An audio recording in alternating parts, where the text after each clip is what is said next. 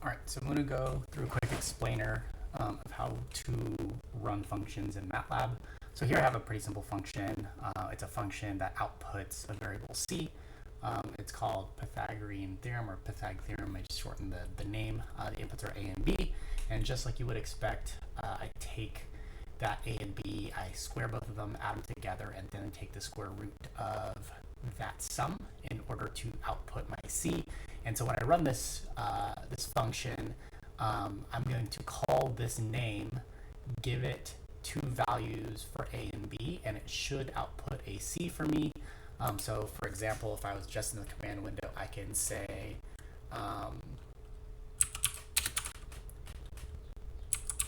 Pythag theorem, let's say 1 and 4, and then it'll give me an answer of 4.123.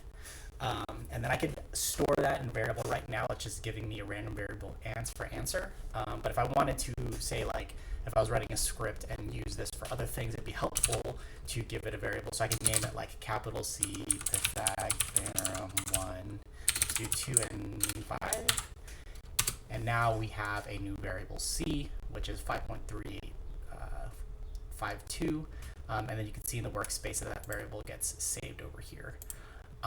So when we are running, usually when we're running some sort of analysis, and you have a bunch of functions that you want to be calling, you don't just do all the work in the command window. You typically would write some sort of script to go through and run that analysis. So I'm going to create a new file. So there's a little plus button over here, and this is where all of my kind of text editing happens. So I'm going to create a new window, and then I'm going to use CLC clear all, close all. And what this does is it's going to clear my command window, it's going to clear all the variables in my workspace, and it's going to close any figures or anything else that I have open. So if I do run, you'll see that everything, it's asking me to save this. So I'm going to call this Pythag run script. Okay, so when I run that, it's going to clear my workspace and it's going to clear my command window. Okay, and then so something I can do is I can request to run my Pythagorean theorem function. So I could say c equals Pythag theorem to 5. And when I run this now, I press Control Enter, which is like the shortcut for running.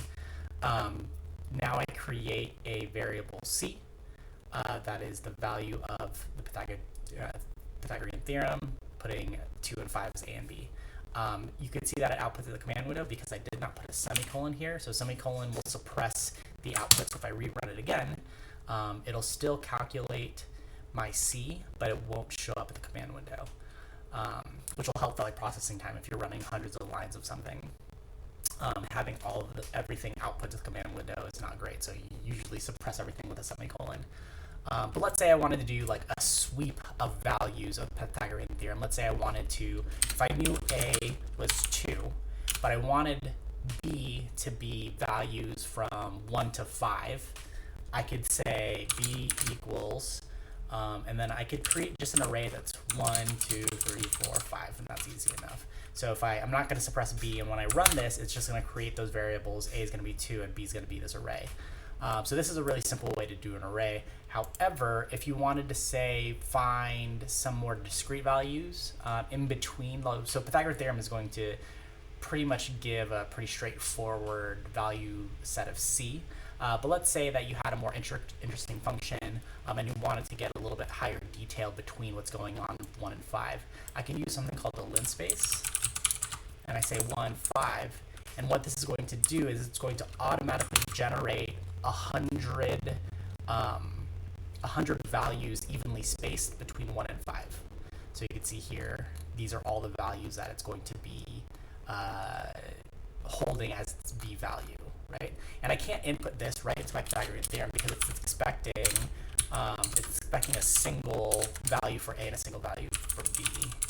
So if I do A and B here, it's going to give me a problem.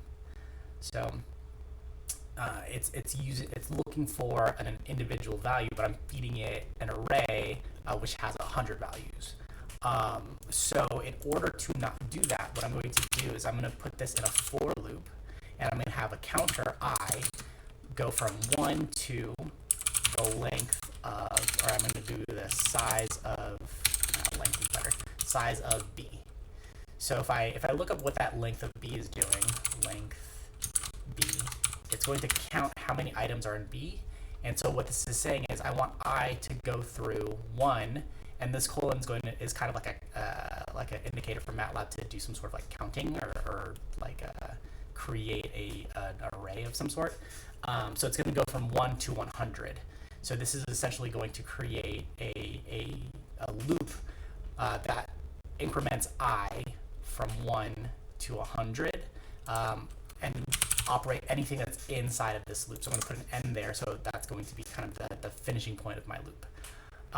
And then to ask the Pythagorean theorem function for the specific value of, that I'm looking for, I'm going to add some parentheses here and put in I. So for example, like in the first iteration here, it's going to take that 2, plug it into A, and then it's going to look for I. It's going to say, okay, what is I? I is 1 for the first iteration, so give me the value, the first value of B, and then run this value. Now, if I do this here, what you'll see, and I won't suppress this, C will constantly recalculate and change every iteration, and if you look at the value in the workspace, C is just a singular value. If we want to hold every single value of C as it goes through the for loop, I have to do the same thing and give it that counter I so that it knows, like, hey, I need to store the ith value of C in this location. So when I rerun that, now you'll see C is just like B, a 1 by 100 with doubles. And then so I can plot this now. Let's say I wanted to see as B changes, what is C? So I can do plot BC, and we can just run that.